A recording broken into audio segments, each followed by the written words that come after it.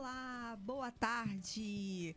Sejam todos muito bem-vindos a mais um programa do Mãe Atípica Podcast. A gente está aqui numa tarde maravilhosa, né? A nossa composição de mesa tá maravilhosa, gente. Ó, do meu lado vocês já conhecem, a Thaís.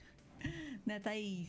Olá, boa tarde, pessoal. É uma honra estar aqui novamente e hoje contando com a participação mais que especial, né, Jéssica? Da Carol, uma mãe atípica que eu já me identifiquei de cara, porque ela também tem um filho que é nível 2 de autismo, igual as minhas filhas. Então, acho que papo que vai rolar, né, Thaís? Com certeza. E eu queria convidar vocês a estar chamando outras pessoas para estar entrando aqui com a gente na live. Tem a live no meu Instagram, Jéssica da Glória. Tem a live também no nosso YouTube, Mãe Atípica. Também está rolando no YouTube da Rede Aurora e no Facebook da Rede Aurora. Então, vocês podem estar participando, mandando mensagens durante o programa, enviando o link para pessoas que vocês querem que sejam atingidas com essa informação, que vai ser importante. E sejam todos bem-vindos à casa de vocês. O programa é de vocês, o programa é nosso. Nós estamos aqui com uma mãezinha, que ela é uma mãe maravilhosa. É a Carol. Eu vou falar um pouquinho assim do que eu conheci, né? A Carol, ela é jornalista, não é verdade? Então, ela tem um filho maravilhoso, que é o Ian. Isso. Eu sou jornalista, sou Carol. Eu tenho um filho de 12 anos, que vai fazer 13 anos, agora no fim do mês. E ele tem o diagnóstico de autismo, né, de TED Suporte 2 há 9 anos, né? Então, agora eu estou entrando na fase da pré-adolescência, né, com meu filho. Eu costumo falar que a gente veio de muito longe, né? Nesse processo terapêutico, eu vim de um momento em que eu olhava para frente e eu via muita dificuldade, e hoje eu vejo possibilidade, sabe? Verdade. Achei muito interessante essa frase, porque realmente, né, hoje a gente até traz no programa, né, Thaís, não só situações ruins, situações que a gente precisa discutir, mas a gente também traz casos de esperança, casos de pessoas bem-sucedidas, casos, né, de autistas que conseguiram, de famílias que conseguiram. E há um tempo atrás isso era muito difícil, né, Thaís? A gente não encontrava referências pra gente. O que a gente recebia era um diagnóstico que era quase assim: o seu filho não vai ter funcionalidade em nada, né? É como se fosse uma sentença, né? Era como uma sentença.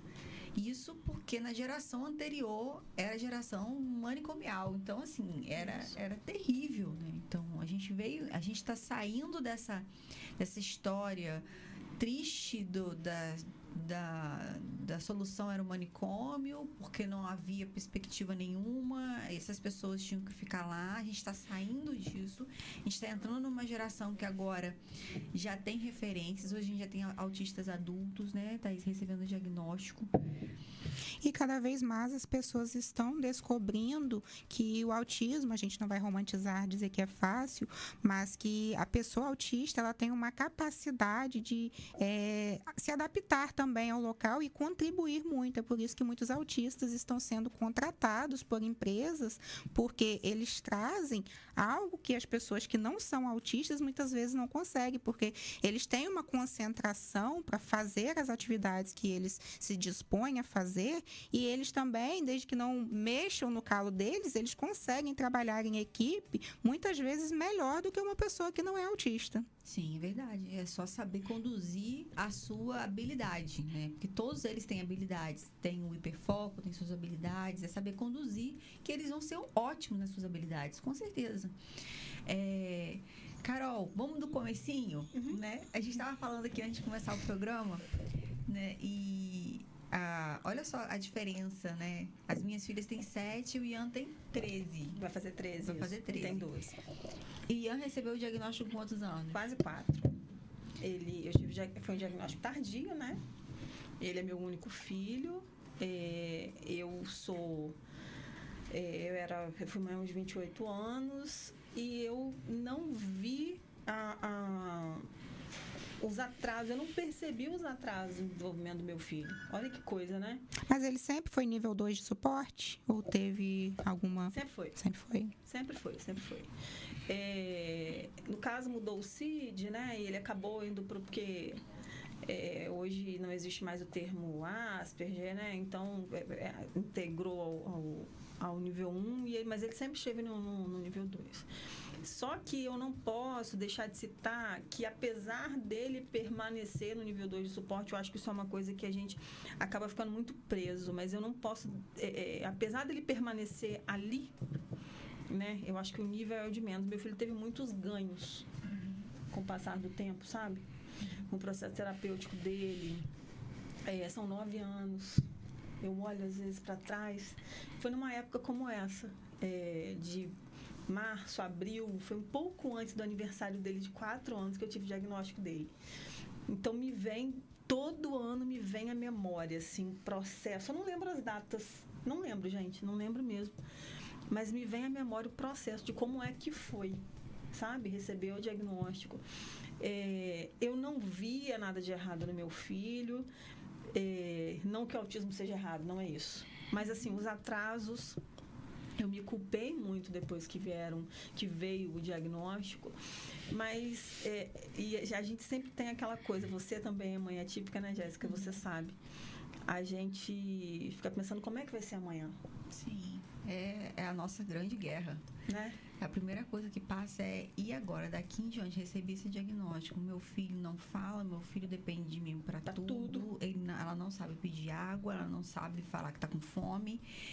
Ela se autolesiona, você fica nervosa, ela entra em crise. Como vai ser daqui em diante? E se eu não estiver aqui na Terra, como é que vai ser? Quem vai cuidar? Era uma coisa muito doida que eu falava, gente, eu não vou poder morrer.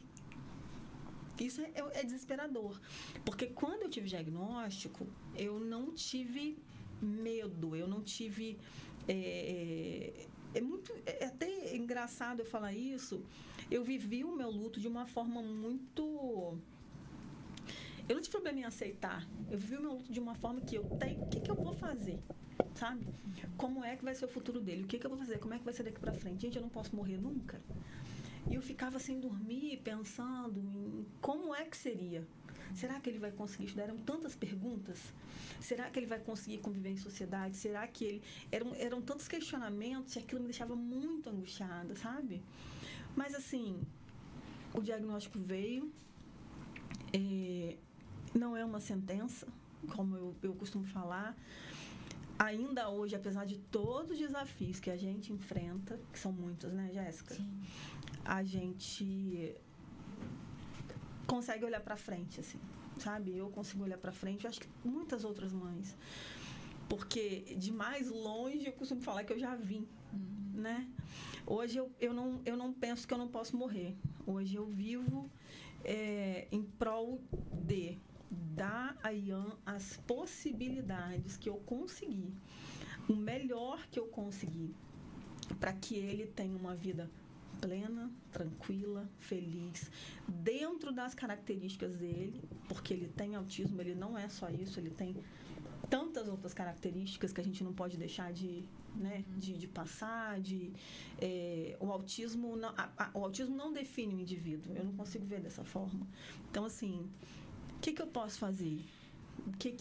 Como que eu posso oportunizar um bom futuro para o meu filho? Eu não estou falando de dinheiro, eu não estou falando de bem, não estou falando disso.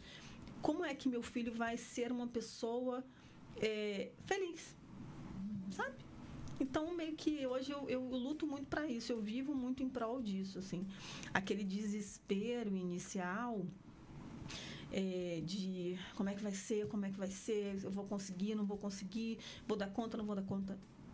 As coisas foram se arrumando, foram se organizando, na desorganização, na correria diária, que é muito puxada a nossa rotina, sabe?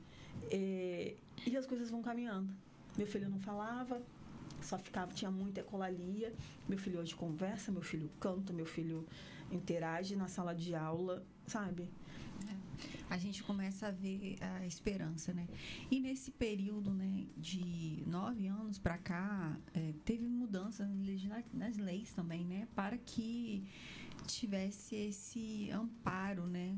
O governo hoje já entende que eles precisam, né? Leis para concurso público, não é? Para vagas separadas nas universidades, Sim, né? Cotas, direitos nas escolas, apesar de que a gente luta para que isso realmente aconteça, né? A gente sabe que nem tudo que está no papel realmente vai acontecer, mas a gente luta para que isso aconteça, porque sabe que eles são pessoas que são capazes, extremamente capazes, mas eles precisam ser escorados em algumas coisas, né? Ter, né, os seus, Um amparo, um amparo, ter o seu amparo, ter suas questões. Você é uma mãe solo, né? Eu não sou casada com o pai do meu filho, né? Mas a gente tem um bom relacionamento, a gente tem um relacionamento de amizade, de parceria, onde a gente divide muitas funções, sabe? Para que eu possa trabalhar, ele também trabalha em outra cidade, eu trabalho, né? Bastante. Então, assim, a gente se organiza em prol dele, sabe? A nossa vida fica em torno dos nossos filhos. É isso aí. Queria agradecer aqui quem está entrando no Instagram. Obrigada a todo mundo, vocês são maravilhosos. Camila Coutinho tá aí, ó, sua amiga aqui falando, tá? Minha comadre. Lília Monteiro, Gisele, Maiara, minha amiga. A Ana, que esteve aqui com a gente também. Aí a Camila falou, o Ian sempre foi muito inteligente e isso mascarava os atrasos. Exatamente. Interessante. É daí que vem muitas vezes ele não parece autista, que a gente tem que combater também, porque a terapia, ela ajuda muito e às vezes realmente a pessoa passa por quem não é autista, mas esse comentário, ele é preconceituoso. Quando você fala, você nem parece autista, quando uma pessoa está em uma fila preferencial, mas você não tem uma limitação, você não parece autista, você tem de repente a pessoa tem uma doença que não é visível e não é só o autismo e realmente não parece, mas esse comentário ele machuca, principalmente muito, né? Principalmente quando você tenta menosprezar a dor do outro, porque você não está vendo o que aquela pessoa passa no dia a dia, as limitações que ela tem. Então essa questão de você não parece, não é só o que você está falando naquele momento, visivelmente não parece, mas e o que aquela pessoa enfrenta no dia a dia? Sim, tenho amigos adultos que estão recebendo diagnóstico e eles falam exatamente isso que a Thaís fala. Eles falam assim, eu tenho medo. Tem uma amiga que ela fala assim, eu tenho medo de falar para minha professora da faculdade que eu sou autista porque ela vai achar que eu tô de mimimi. Porque ela é muito enfática nisso, né? De achar que a pessoa vai se vitimizar, que a pessoa vai... Muito capacitismo que a gente enfrenta. E tem um amigo também que pegou recentemente o diagnóstico e ele fala que ele se libertou, como se tivesse tirado um peso das costas dele, porque hoje faz sentido, ele sabe que agora ele tem um burnout, agora ele sabe o que é shutdown, ele sabe que se ele for para um ambiente, ele estava até vendo no chat GPT, que se ele for num ambiente, ele tem que ficar 40 minutos, um ambiente com muita música, muitas pessoas. Não passar disso, porque já você sabe que o corpo dele começa a ficar tensionado, chega de noite, ele tem sonambulismo, olha como que ele sofre. E aí, no outro dia, ele tá destruído, parece que ele fez uma academia. Então, não é visível para os outros, que olhando ele é concursado, ele trabalha, ele dirige.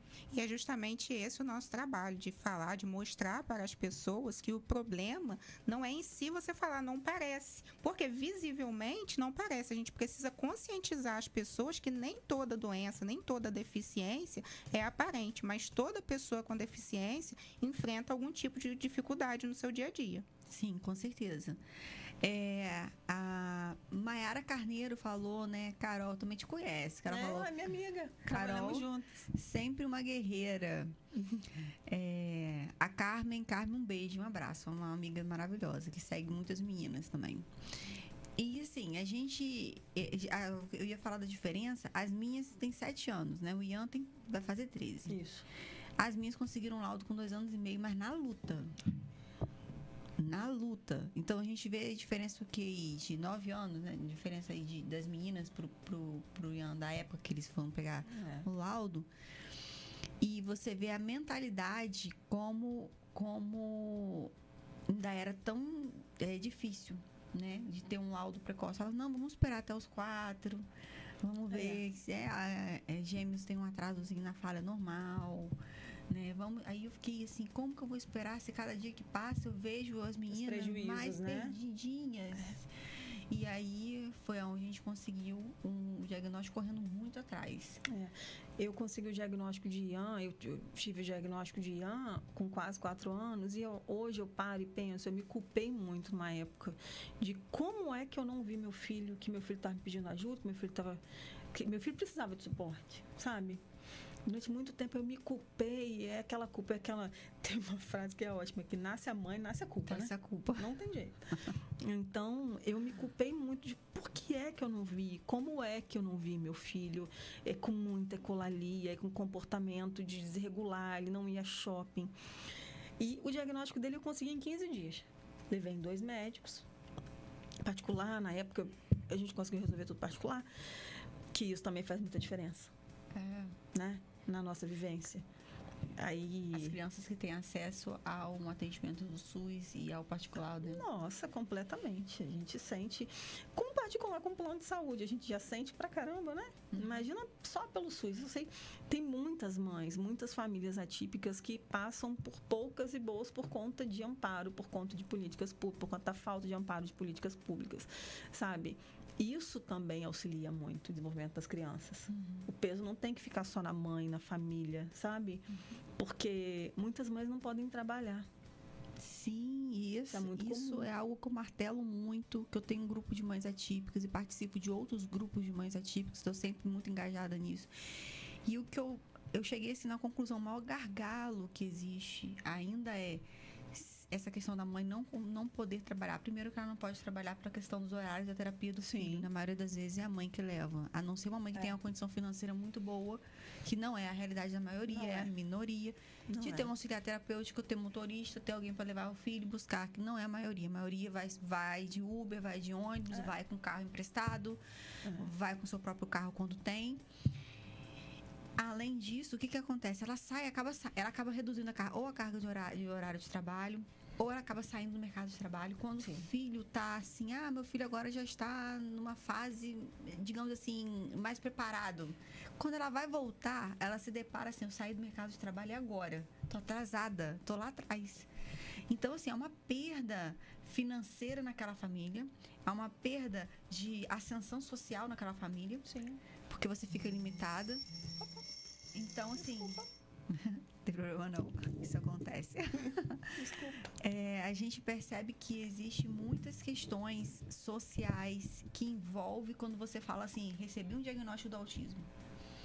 E é cruel, às vezes, quando a gente fala assim, mas ele vai receber o BPC LOAS, né, Thaís? A gente fala muito sobre isso. Mas a mãe não vai poder trabalhar.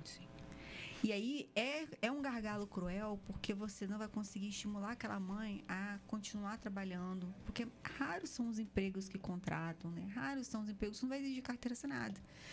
Então ela fica travada ali e fala assim, não, eu prefiro manter o BPC LOAS, é mais certo no Brasil o BPC LOAS do que o meu emprego. E aí você tem uma generalização quase que total das mães falando assim, eu vou ficar aqui quietinha com o BPC LOAS, ou as que tem, ou as que não tem, ralam demais. E invisibiliza muito, né? Eu acho que a questão da independência feminina é muito importante também. Acho que as crianças típicas ou atípicas, elas precisam de pais e mães felizes, né?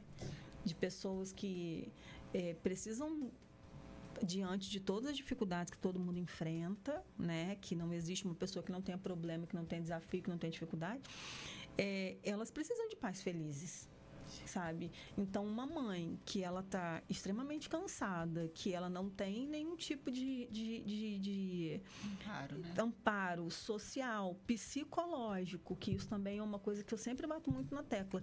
As mães atípicas estão adoecendo.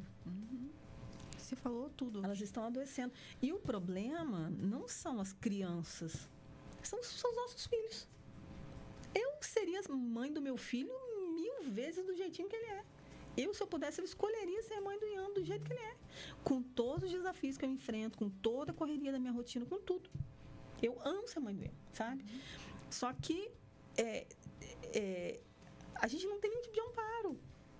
sabe? Se você tem um plano de saúde, você não consegue uma terapia com facilidade para você. Você sendo, né, mãe atípica. Às vezes você não tem como pagar o plano de saúde, você tem que escolher. Ou você paga o seu plano, ou você paga o plano do seu filho. Né? E ainda assim, quando seu filho tem um plano, você enfrenta diversas questões, diversos embates judiciais, que você deve saber bem, por conta disso, para você manter terapia. Eu já passei nos últimos 3 anos por poucas e boas um plano de saúde com meu filho, sabe? E não é uma realidade minha. O autismo me ensinou muito, Jéssica, a olhar para o lado, sabe? Porque não adianta, assim, eu fico triste por quem não tem. Sabe? Mas eu poderia só olhar para o meu umbigo. Sim, eu trabalho, eu tenho uma rede de apoio, eu tenho o pai do Ian que dá suporte, eu tenho meu namorado, eu tenho meu irmão, tenho meu pai, tenho minha mãe, tenho uma série de pessoas que me amparam. Por mais que não cuidem do meu filho, né? Que o cuidado, a maior parte do cuidado seja minha, eu tenho esse amparo. E quem não tem? Um salário mínimo de BPC Loas, porque as pessoas acham isso. É muito comum a gente falar que as pessoas não gostam de trabalhar porque querem receber Bolsa Família, né? Porque, e que querem receber benefícios do governo. Gente, o salário mínimo sustenta quem hoje? Nada. Quem? E você está falando de uma criança que necessita de cuidados especiais, o gasto é maior. Quando você fala de uma criança atípica, ela não vai gastar o mesmo valor de uma criança típica, não, porque ela vai ter uma seletividade alimentar. Nossa. Ela vai usar fralda, ela vai desfraldar muito mais tarde do que a outra criança. Sim. O gasto é maior, às vezes precisa de uma botinha, às vezes precisa de uma complementação pedagógica, vai precisar pagar coisas por fora. Então, o gasto é muito grande. Né? Com tudo, né, Com Jéssica? tudo. Então, Essa questão do adoecimento da família é muito importante a gente falar, porque é real e as pessoas acabam invisibilizando isso também. Sim. Porque se você, como mãe atípica, chega e fala que você também está doente, a pessoa, mas esse é o filho. Nossa, mas como assim? Você não pode ficar doente. O que vai ser do seu filho? Então, gera um medo. E a gente tem projetos de lei para amparar essas mães. Então, é muito importante que as mães atípicas mantenham-se sempre informadas, unidas, buscando conhecimento, porque esse tipo de projeto de lei, ele só é aprovado, ele só vira lei quando a gente fica ali em cima, cobrando de quem tem que ser cobrado. Então, existe projeto de lei para trazer amparo para essas mães, para trazer aposentadoria, para trazer benefícios. Então, vamos ficar de olho, porque devemos cobrar para quem sabe conquistar esse direito para essas mães, porque é importantíssimo também, porque a mãe atípica, dificilmente ela consegue trabalhar. É verdade. Então, se ela não for uma servidora pública, que ela tem uma certa facilidade, CLT, dificilmente ela vai conseguir manter aquele trabalho. Porque se o filho precisar de um apoio, ela vai sair do trabalho, ela não quer saber se vai ser demitida, se vai ser dispensada, se vai receber alguma punição. Ela vai atrás do filho dela para cuidar, e é o certo. Então, CLT é muito difícil a mãe conseguir manter um trabalho. Sim, é verdade. E eu vejo isso, assim, visivelmente. Com todas as mães, de todos os grupos, são sempre as mesmas reclamações. Quem está trabalhando está cansada, está exausta. Às vezes consegue conciliar, mas você trabalha fora do horário comum, de 8 às 18. Eu me aplico muito a isso também. Tem dia que eu começo a trabalhar às 6 horas da manhã e paro às 22. Mas eu tenho a possibilidade de levar o meu filho na terapia. Eu consigo levar meu filho na escola, eu consigo buscar meu filho na escola. Eu faço tem toda uma logística muito bem amarrada? Tem. Não vou mentir. Porque se não tiver também não rola. Agora, por exemplo, quando eu adoeço. Acabou. É um caos, assim, sabe? Porque é um monte de coisa. Aí as pessoas falam, como é que você consegue? Eu falei, eu não sei. Deus, eu acho. Eu acho não, tenho certeza que Deus fortalece muito. E um mínimo de organização, assim. Porque senão... Gente, é adoecedor demais. É muito adoecedor. Você... Às vezes você não tem com quem falar, sabe? Você não tem com quem compartilhar. Tem uma coisa que eu aprendi muito na clínica, assim, no ambiente terapêutico, né? Nas clínicas por onde Ian passou, a gente acabava encontrando uma mãe e conversava, e quando ia ver, formavam-se grupos e a gente ficava conversando ali na recepção da clínica, e aquilo me aliviava de um jeito. Quantas vezes eu cheguei destruída, cansada mesmo, sabe? Ia com problema na escola, com dificuldade, uma série de questões, iam sem comer direito por conta da seletividade alimentar, que é uma questão muito, né, muito constante. E lá eu conversava com as meninas, eu trocava, e meu filho também é assim, tenta isso. Então, assim, essa partilha que a gente encontra nessa caminhada também é muito importante. Não é terapia, Mas é terapêutico. mas é terapêutico. É. Eu costumo falar isso. A gente entra, assim, destruída e sai um pouco mais leve. Dá até uma risada depois e fala, não tô sozinha nisso. A Carmen disse, Glorinha, você é um exemplo. Obrigada, Carmen. O exemplo são todas as mães atípicas que a cada dia, como a Carol falou, né? É como se fosse uma força. Deus levanta a gente quando a gente tá forte e faz a gente caminhar todos os dias. Com certeza. Agora, tem um videozinho do Ian que a gente vai passar. É um vídeo rapidinho, não botei ele todo porque ele é bem comprido. Ele é grande. Mas assim, só pra falar, o Ian, ele era não verbal assim, igual as minhas, né? Ele tinha muita colalia. Falava por ecoico, né? Só foi falar de forma funcional, que a gente chama que é aquela fala que consegue narrar um passado, um presente, um futuro, dizer o que quer, o que não quer. Agora, Uns 2 anos. Uns 2 anos pra cá, né? Então, olha como que o tema do nosso programa é os processos terapêuticos, a importância, e olha a importância do processo terapêutico. Vamos ver aqui o Ian, Cadinho.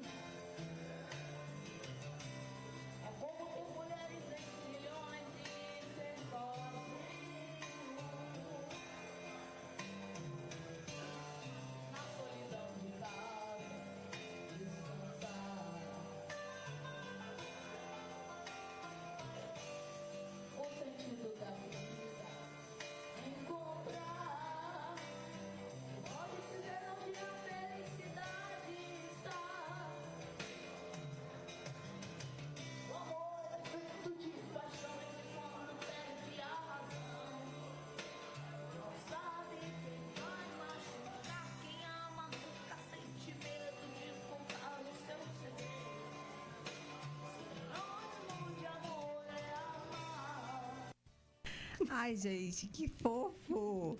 Super ali. Olha o Ian. Gente, que legal ele cantando de uma forma tão brilhante, tão linda, né? Afinado, fazendo toda o timbre de voz, né? Entonação. Isso é difícil, gente. Cantar é difícil. A Camila, a Ana bateu palma, falou tudo. A Camila Coutinho disse, eu já disse coisas horríveis para mães de autistas antes do diagnóstico dos meus filhos. Olha só, né? Hoje ela entende, ela reconhece, né? A Maiara Carneiro disse, tenho um sobrinho e 2 afilhados autistas. Essa exaustão na rotina das mães é uma realidade triste. Mesmo tentando ajudar, a mãe sempre fica com a maior parte da responsabilidade e desgaste. É pura realidade, assim, a maior parte é com a mãe. Aí a Camila também falou, o cansaço é real e não é só físico, é mental. É aquilo que também citamos aqui, né? Até a Thaís fez uma pós em psicologia, né? Entende bem, eu sou estudante de psicanálise. A Carol é jornalista, também entende essa questão. A importância a mente, ela consegue dominar tanto o corpo, a exaustão mental, ela consegue ser pior do que a exaustão física. Porque você vai para uma academia, você corre um negócio, seu corpo tá moído, mas você, sei lá, bota um gelo, não descansa, relaxa, resolveu. Agora o cansaço mental, ele não sana, não resolve assim. E ele vai esgotando a gente de uma tal maneira que, como você falou, se a gente não tiver as nossas válvulas de escape, de conversar com a mãe, um grupo de mãe, um psicólogo, fazer terapia, a gente não consegue mais assim dar conta. Chega um momento que a gente entra em staff. E aí vem as questões da imunidade, né? Tava conversando até, ela tava para vir no programa, uma médica. Ela é uma médica ginecologista, por sinal. Ela disse: muitas mães atípicas, Jéssica, estão chegando aqui com imunidade super baixa. E isso interfere na saúde dela como um todo. E ela está tendo que passar remédio para aumentar a imunidade. Porque elas estão chegando aqui destruídas, cansadas. E às vezes eu pergunto assim: você tá passando por algum problema? Aí daqui a pouco eu começo a falar: não, porque meu filho é atípico e tal. Ela, já sei. Sua imunidade está muito baixa, vamos melhorar. Então, assim, a gente vai gastar até mais com plano de saúde ou com SUS, né? Deveria ter esse apoio. Esse apoio específico para a mãe atípica também. Como a Thaís falou, vamos ficar de olho nas leis, né? Quem sabe a gente tem aí, né? Ficar de olho nas políticas públicas, né? Porque a gente vive de política, né? O Brasil é regido por política, então não adianta fugir deles. São eles que vão trazer soluções palpáveis pra gente. E aí, a Carol, hoje, ela, com o Ian, com 13 anos, já tá na fase da adolescência, né? Aí, essa fase, gente, eu não conheço. E eu vou ser sincera com você, eu tenho medo dessa fase. Vai dar medo mesmo. Porque eu ainda acho elas tão fofinhas, tão bonitinhas, entendeu? Com 7 anos dá pra fazer Maria Chiquinha, não reclama, entendeu? A gente ainda lida um pouco meio que infantil, a roupinha. Aí quando chegar na adolescência e começar a ter mais consciência do que quer... Eu acredito também que o medo é a criança começar a ir para o mundo, né? Porque uma hora ela vai ter que ir para o mundo, vai estudar, vai sozinha, de repente, dependendo da criança, já vai sozinha. E mercado de trabalho também. Então, vai sair a criança de casa e vai para o mundo, né? E a gente sabe que o mundo não está preparado para acolher nossas crianças. É verdade. Não, e aí, meu esposo falou assim: não, ela vai chegar a fase do namorado. Eu, do quê? Aí ele falou: se a gente não quer que elas sejam independentes, tem que ser independentes em sua plenitude. A gente quer que elas, se elas quiserem se casar, se elas quiserem morar sozinhas, se elas quiserem morar longe, a gente tem que oportunizar isso. Aí eu falei: Senhor, não estou preparada. Ô, Jéssica, e você sabe o que eu observo? É que às vezes a gente acha que não é possível no primeiro momento.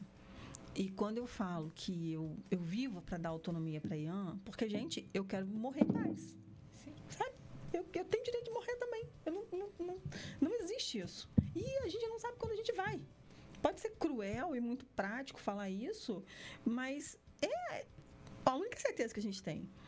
Então, assim, quantas pessoas autistas, você acabou de citar 2 aí, no início, que não sabiam que eram autistas, que agora tiveram um diagnóstico na vida adulta e que viveram. Isso é muito cruel. Se enquadraram socialmente. É possível. É doloroso. Então, aí vem, acho que, a nossa função da família de dar suporte. Porque filho vai dar trabalho, gente, em qualquer fase da vida, sendo típico ou atípico. E tem aquele momento que você tem que andar na frente, tem aquele momento que você tem que andar do lado, tem aquele momento que você vem recuando e vai deixando ele ir, você só vai amparando ali para o que precisar. Eu estou começando a viver essa fase. Se eu disser que eu não tenho medo, é mentira. Porque são muitas coisas, são muitas mudanças, são muitas descobertas.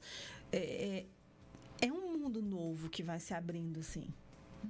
Por isso que a minha troca com Beck, sua amiga, é muito valiosa para mim. Porque eu falo com ela: você desmatou ali o caminho para eu passar, para eu... Sabe? Há quanto tempo? Porque numa realidade hoje, eu tô com meu filho, vai fazer 13 anos. Quando eu tive o diagnóstico de Ian, era um caso para 67. Ah, sim. Hoje tem um para 31. Isso. E de onde eu vim, né? Não foi fácil. Para quem está chegando agora também não é. E na época que eu tive o diagnóstico de IAN, eu tive um amigo que é Granger Ferreira. Ele e Karina, a esposa dele, foram, assim, nossa, eu sou grata a eles pro resto da minha vida.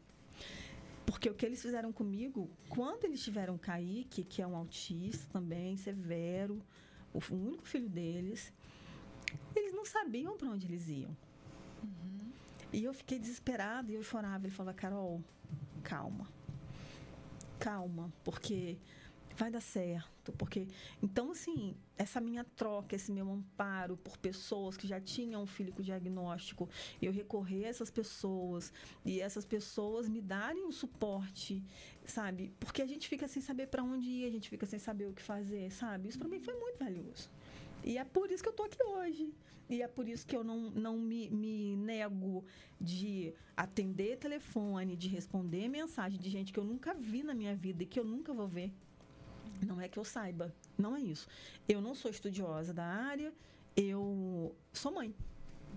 Então, o que eu puder fazer para auxiliar, porque é desesperador, gente. Sabe, você não tem garantia nenhuma de futuro em nada na vida, mas você não saber como é que vai ser a vida do seu filho lá para frente, se seu filho vai estudar, se ele não vai, se ele vai se formar, se ele não vai, sabe? Essas funções sociais mesmo. E a gente fala que é uma quebra das nossas expectativas. O luto não é... A mãe passa pelo luto. Mas não é o luto porque a gente tem um filho autista. A gente, como a Carol falou, a gente escolheria 1000 vezes nossos filhos. O luto é pela expectativa do filho que a gente planejou como ele seria. Né? É a expectativa do futuro que a gente tinha para aquela criança, de como seria a nossa maternidade com aquela criança. E o autismo faz assim, ó, vira a gente de cabeça para baixo. Exatamente. E outra, ela escorou outras pessoas que já passaram pelo caminho ou que estiveram próximos dela com crianças mais velhas e foram escorando ela, mas cada criança ainda é individual. Então, o autismo tem essa característica, né? Você vai perceber que, por exemplo, as minhas não têm seletividade alimentar. É um caso raro. Meu sonho. É um caso raro. Elas comem verdura e fruta como se fosse idoso, assim. É uma coisa... Eu acho isso lindo, gente. Verduras escuras, mostarda, couve, tomate, direto. Eu acho isso lindo. Isso eu vejo que elas são uma vírgulazinha na maior parte do autismo. Porque pelo que eu vejo, a maioria tem seletividade, tem alergia, tem seletividade. E eu sei... assim, eu acompanho. Às vezes a criança acaba vindo com fezes ácidas e acaba ficando sempre com inflamaçãozinha. Assado, Teve crianças que evacuaram sangue e a mãe teve que fazer tratamento. Eu acompanhei, assim, de tão forte que foi o problema da alergia alimentar dele. Então, assim, imagina o gasto. As minhas filhas tiveram de transtorno, de comorbidade, a epilepsia. Então, pra mim, eu tive que ir pro Rio, fazer exame, ver não sei o quê. Foi uma época que, assim, pensa numa pessoa que ficou a caveira. Fui eu. Porque era muito desgaste. Meu medo era que se o remédio não fizesse efeito, elas iam precisar fazer uma cirurgia no lóbulo frontal. E eu falava, eu não quero, meu Deus, eu não quero que minhas filhas se submetam a uma cirurgia. Aí já tem uma mãe lá da clínica, que é a Ana, que tá até acompanhando a gente, que o Samuel, não é o Pietro, é o Samuel, o irmãozinho do Pietro, fez uma cirurgia aqui na cabeça, né, e tirou um tumor. E aí, quando eu vi o que ela passou, nem ela sabe disso, né? Acho que é porque a gente acaba conversando, a gente não para de falar o detalhe. Mas eu falo assim, gente, mas olha só, ela foi fazer uma ressonância ou uma coisa assim, e o médico falou assim, olha, o seu filho vai ter que passar agora por uma cirurgia, porque ele tem um tumor que a gente identificou o tamanho de uma laranja. Nossa. E a Ana falou que ela ficou desesperada. Dali mesmo ele ficou no hospital, precisou fazer cirurgia. Hoje ele tá lá com a gente, graças a Deus. Todo ano faz avaliação danada, graças a Deus. Mas eu imagino o susto. Eu acho que, assim, quando você fala do autismo, é importante eu falar que ele não vem sozinho na maioria das vezes. Em quase sua totalidade. O autismo vem com comorbidade. E cada criança vai ter sua comorbidade. E a intensidade dessa comorbidade também é diferente. Tem criança que só não aceita comer, só quer comer comida pastosa ou farofa. Não, tem criança que tem alergia E alergia, assim, que você não pode chegar perto do ovo. Você pode comer uma banana. A pessoa empola, a pessoa passa mal mesmo. Então, a epilepsia, eu não sabia, mas 40% dos autistas têm epilepsia. Sabia disso? Eu não sabia disso, mas a quantidade estatística é muito alta. É muito comum o autista ter epilepsia. Então, é importante conhecer e saber que a epilepsia existe em 47 tipos. A que cai no chão, a côncava que a gente chama, isso é a minha, menos a metade. As minhas filhas tiveram, era crise de ausência. Elas paravam e ficavam olhando para o nada por 5 segundos. Quando elas voltavam, elas já tinham esquecido tudo que elas tinham visto na frente delas. Era perdia neurônio do mesmo jeito que aquela que cai no chão e acaba se debatendo e se machucando. Então, assim, conhecer sobre essas... Às vezes você vai ver uma criança, às vezes, no supermercado, tendo uma crise, talvez você vai ver que ela também é autista. Quando ela acabar de ter aquela crise, aquela coisa, você vai ver, nossa, ela é autista também. Então, saber como lidar com os pais naquele momento, acolher, conhecer, é um mundo. Faz muita diferença, né? Faz muita diferença. Eu tenho, Jéssica, um episódio que me marcou muito, apesar de eu não estar junto. Meu filho, certo dia, foi com a minha tia ao shopping. E lá, ele desregulou muito, muito, muito, muito feio. Muito. Dele se jogar no chão e ele berrar, ele gritar. A minha Ele também era fez pequenininho. E eu não tinha o diagnóstico dele ainda. E a minha tia falou comigo, e aquilo, olha só como é que são as coisas. Nem aquilo me fez, sabe, falar, tem uma coisa estranha aí. Porque eu achava que fosse birra. Eu achava. E eu não me envergonho de falar isso, não, porque é comum. Porque a gente acha que só acontece, só o outro que faz. Não, a gente faz também. A gente erra também e faz parte, né? Ah, mimado. Ah, tá muito cheio de vontade. Porque o único filho, né, meu, do pai, ele tem outros 2 irmãos. O único neto, só ele, um monte de adulto meio que vivendo em função dele, sabe? Eu falei, isso é frescura. Nossa, gente, depois que eu soube que ele tinha desregulado, que ele tinha dado uma crise, por quê?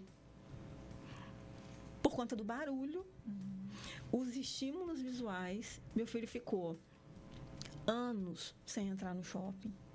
Anos. Não foi 1 ano, nem foram 2 anos. Ian ficou, acho que uns 5 anos sem entrar no shopping. Ele ia só até o supermercado. E voltava. Aí depois ele começou a conseguir verbalizar isso.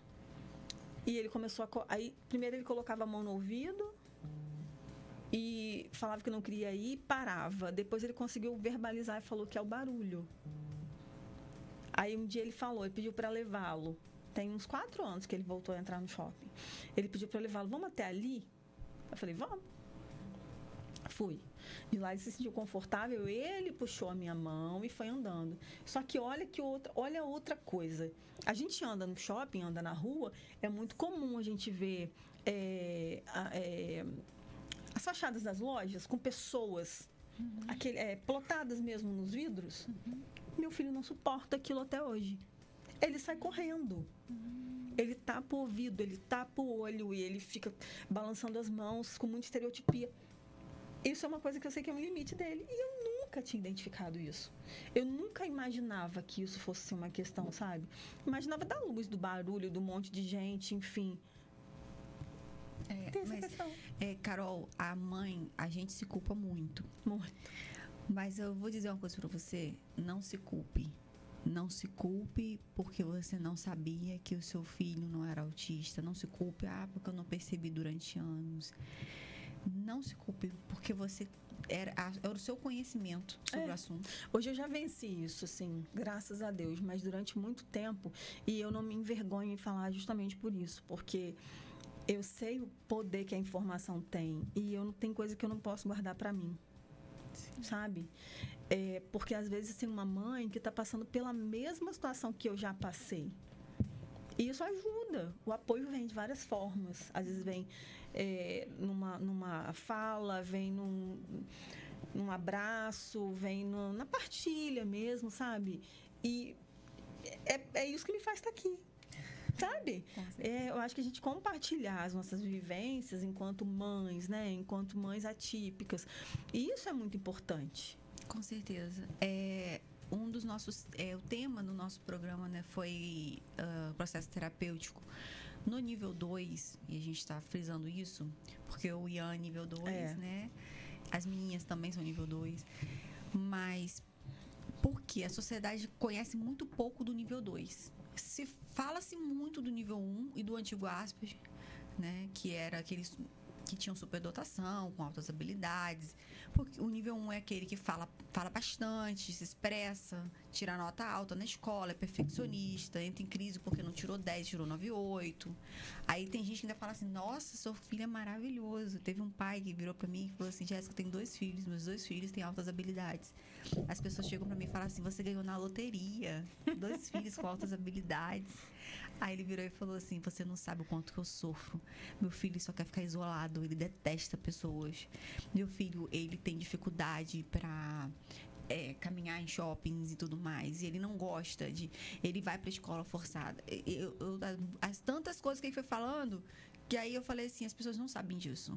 As pessoas só sabem que ele tem superdotação. Superdotado, é superdotado. Porque ele é muito inteligente. Muito E a criança perde a infância e ninguém percebe isso. E é muito triste a criança perder a sua infância e principalmente as pessoas achando que aquilo é normal, né? É normal, normalizando aquilo. E o nível 2, gente?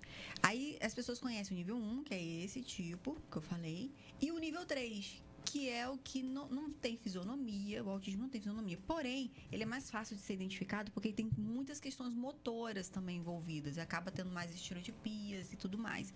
Então, ele acaba sendo mais fácil de você perceber. E a sociedade acaba conhecendo mais o nível 3. Agora, e o nível 2? É aquele que não é nem o falador que tira 9, 10 em tudo, com altas habilidades, superdotação. Não é que não possa ter. É importante falar sobre isso. Pode ter em qualquer nível, isso. Acaba se tendo mais no 1.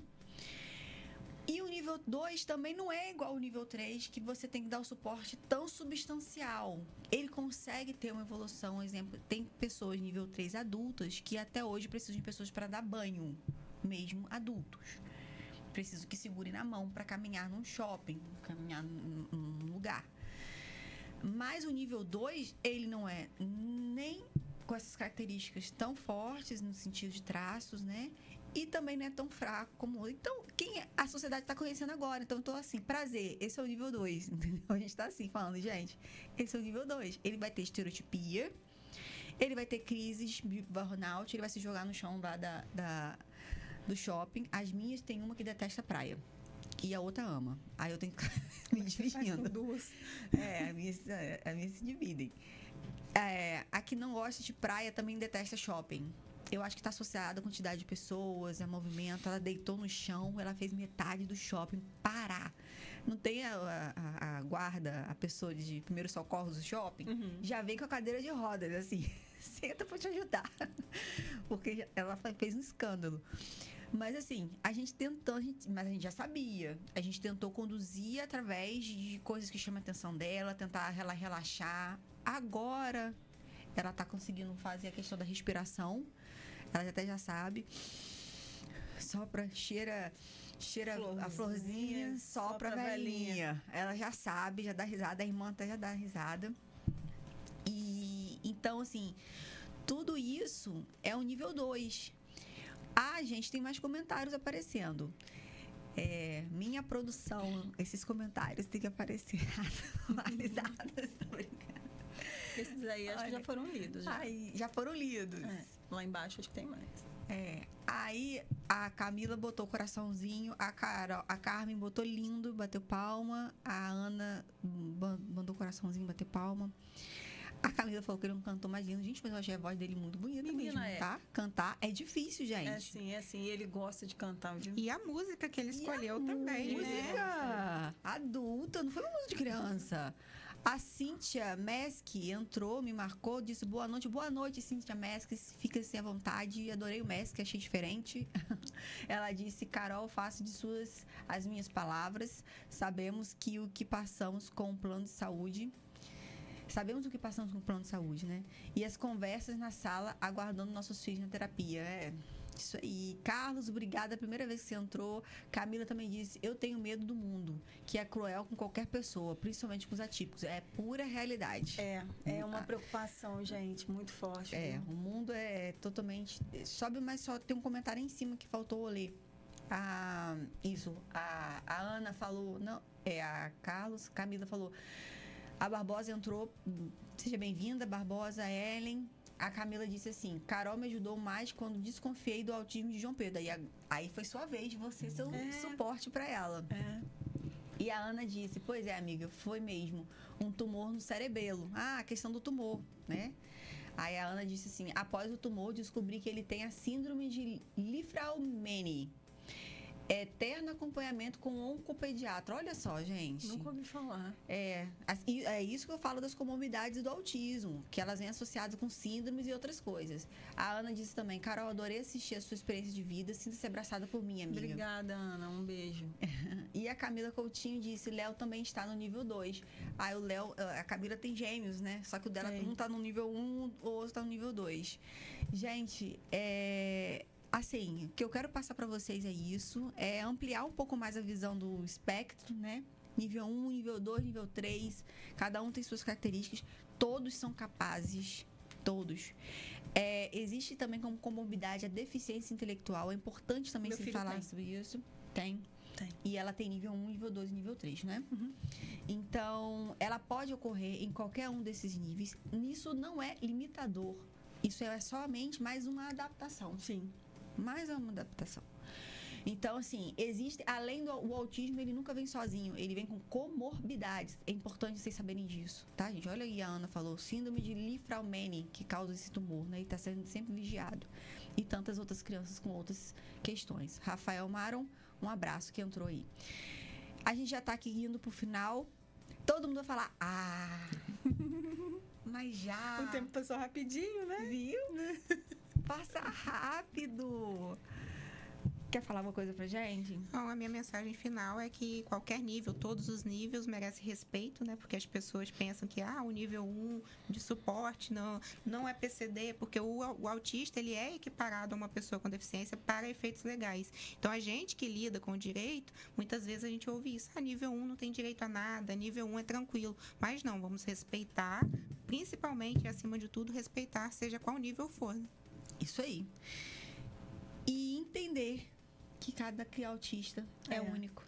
E você tá falando, Jéssica, e tem Camila também, e eu tô aqui pensando, o autismo é tão... as pessoas, né, os seres humanos são únicos, e no autismo isso também se aplica. A gente percebe muito que as pessoas colocam os autistas no mesmo pacote. E olha só, você tem 2 meninas gêmeas, Camila tem 2 meninos gêmeos, e cada uma das suas filhas tem uma característica da forma com que elas se sentem confortáveis no mundo. E os meninos de Camila, um tá no nível 1 e o outro tem um nível de suporte 2. Então, assim, ninguém é igual, gente. Não adianta colocar os autistas num pacote, porque não é isso. Os dedos da mão não são iguais. Então, o autismo tá aí para ser respeitado, né? Para que as pessoas, a sociedade entenda o autismo, né? Não para que ele seja vitimizado, relativizado e vitimizado. Isso aí. Carmen, muito obrigado, muito gratificante ouvi-las, muito esclarecedor. Que bom que a gente pôde trazer um pouco de esclarecimento, né? Um pouco de informação. Essa é a visão do programa: trazer acolhimento, trazer informação, trazer essas mães para serem ouvidas e a sociedade ouvir as mães. Tá bom? Lavínia, muita gente entrando agora, né? Acho que é o horário, né? Bem-vindos aos que estão entrando, mas a gente já está finalizando. Porém, fica gravado no Facebook da Rede Aurora, fica gravado no YouTube da Rede Aurora e também no YouTube do Pod Mãe Atípica. Em todos esses 3 lugares, só clicar lá, assistir, encaminhar aviãozinho para a família que precisa ouvir, tá bom? Um beijo enorme para todo mundo. Foi um prazer estar com vocês. Obrigada, minha querida. Obrigada pelo convite. Obrigada. Ai, a minha amiga que está sempre aqui comigo. E um beijo para todos.